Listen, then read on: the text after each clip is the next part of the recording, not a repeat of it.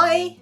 Hello, ramblers, adventurers and rangers. Now, just before we get started, I just want to remind you that these pre-recorded stories for adults will be moving to the adventurer tier as of the 1st of August. So if you still want to receive the video recordings of some stories, then you need to move up to the adventurer tier, please.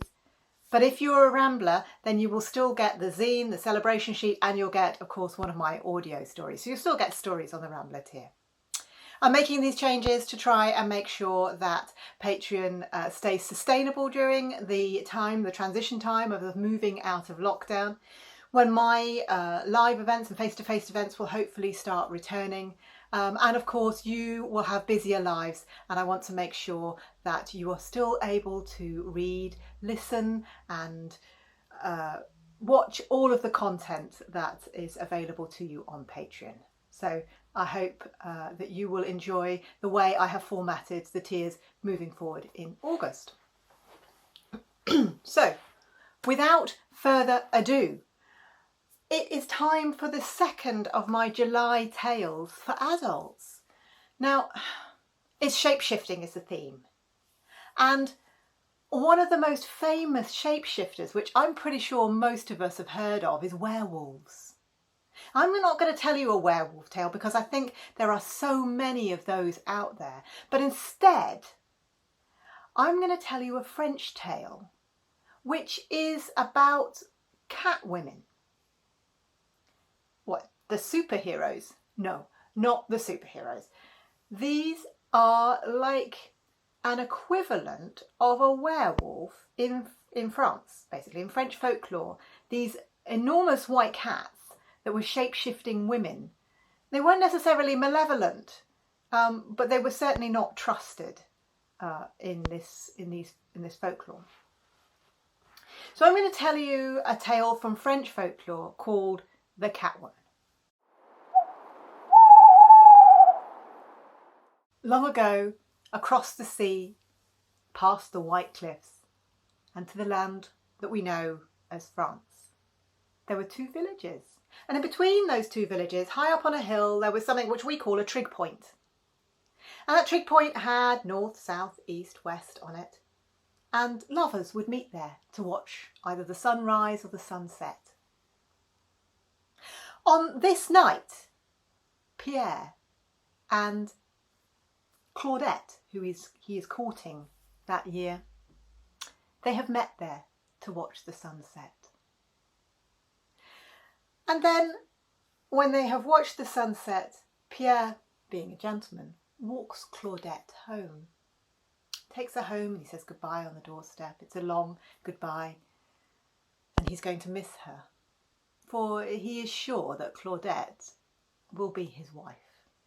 This is who he wishes to spend the rest of his life with. And Claudette, she is of the same opinion. And so Pierre, he heads back up across from her village to his village and walks across the hill and past the trig point. And as he gets to the trig point, the moon is full and high. And there at the trig point is an enormous white cat. Now, he's heard of these gurus, but he's never actually seen one before, and this cat is very friendly.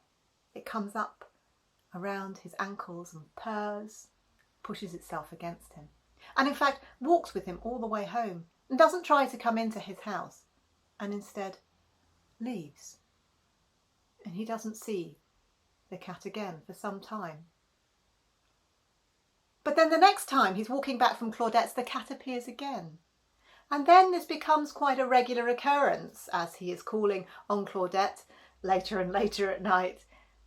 He sees this cat up at the trig point each night and it walks him home. Until that is, he asks Claudette to marry him. And she says yes. Their wedding day comes. It's a glorious wedding. It's a sunny summer wedding. They're married and Claudette moves into Pierre's house. Claudette, she loves the local wildlife and she would never see any animal mistreated or to go hungry. And so when she sees the local cats, not the white cat, other cats, stray cats around, She insists to Pierre that they have a hole cut in the door big enough for the cats to come in and out so they can feed them. Pierre indulges his new wife and doesn't really have a problem with this. They're just stray cats. They don't stay. They just come in and eat and maybe sit on their laps by the fire a little and then they go home, wherever that home may be for these cats. But as time goes on, perhaps 6 months to a year have passed in this marriage. They're very happy. And one night Pierre wakes up and he sees the side of the bed is empty. He can see very clearly that there's nobody there because the light of the moon is shining through the window. And he calls out for Claudette. Claudette, Claudette, where are you? He says. But she's nowhere in the house. She doesn't reply. He's no idea where she's gone. In the morning he asks Claudette what was wrong, and she mutters something about her mother being ill and her having to walk across to the next village in the middle of the night. And Pierre says, why did you not wake me? And she said, well, there was no need. I've sorted it. It's okay. So that was that. But then in the night, Pierre starts to hear strange noises and he wakes again and Claudette isn't there. It's very strange. He cannot work out what's happening. He can hear scratching at the door downstairs. And so one night, when this happens, when the moon is full and bright and he wakes up and Claudette is not there beside him in the bed, he goes downstairs to the kitchen. And there beside the fire is the little hatchet axe that they've been using to cut up the wood to keep the oven stoked. And he picks that up because he can hear the scratching. He can hear the scratching outside the door and he has no idea what it is. And then he sees through the hole, the cat flap in the door, an enormous white fluffy paw come round and reach up to start to unlock the door. Well, he's terrified. It's this Garou, this white cat, and now it wants to come in. He doesn't want that. And he picks up the hatchet and he swings it and he cuts the cat's paw off. There is an almighty screaming from outside and a caterwauling, and the cat disappears. He doesn't even look out of the window to see where it's gone. He's just happy it's left. There's blood dripping down the door. There's an almighty mess where the cat's paw lies.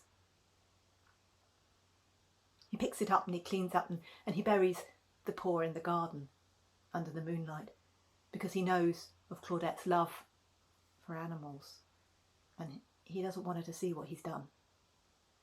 And he goes back to bed. And Claudette's still not there. And when he wakes up in the morning, she's still not there. She doesn't come home for 3 days. When she does, her hand is bandaged. Pierre asked her what happened. She said, oh, it was an accident at my mother's farm. When I was looking after them, I had to cut the wood and, well, I cut my hand off. That's awful, Pierre says. Can we do something about it? And she says, no. It's fine. It's healing. And nothing more is said about it. But in the back of Pierre's mind, he does wonder. For it is Claudette's left hand that is missing, and it was the left paw of the white cat he cut off. Each night, Pierre sits beside the fire thinking about this. What is he going to do if he has married a Garou? What is he to do? She's a witch, it's witchcraft. And he knows this to be wrong, but what does he do? Does he go to the authorities and have her burned at the stake? Instead, he watches Claudette. She never leaves the house again on a moonlit night. She nurses the stump of her arm better, and she's able to get by around the house, and she never goes to see her mother again. Pierre cannot get to the bottom of any of this, but in time he forgets, and he decides that really he does not want to know if his wife is that Garou that phantom white cat that he used to meet at the trig point in those hazy summer days. And so it is that Pierre and his catwoman Claudette live happily together, a peaceful life into old age. That is, unless Claudette decides to take up her midnight prowl once more.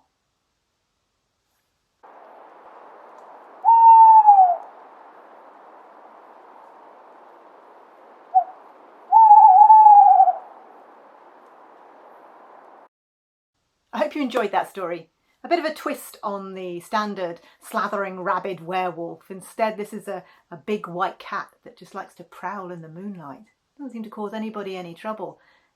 Perhaps some consternation, because there is just a hint of witchcraft about it.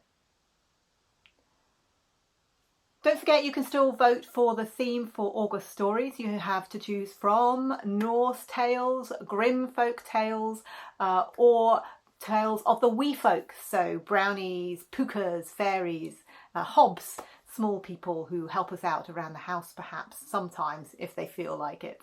So don't forget to make sure you place your vote there. And I will be back later in the month with the last of my shape-shifting pre-recorded stories, and that one will be for families and we'll have activities with it. So I'll see you then. Toodle pip.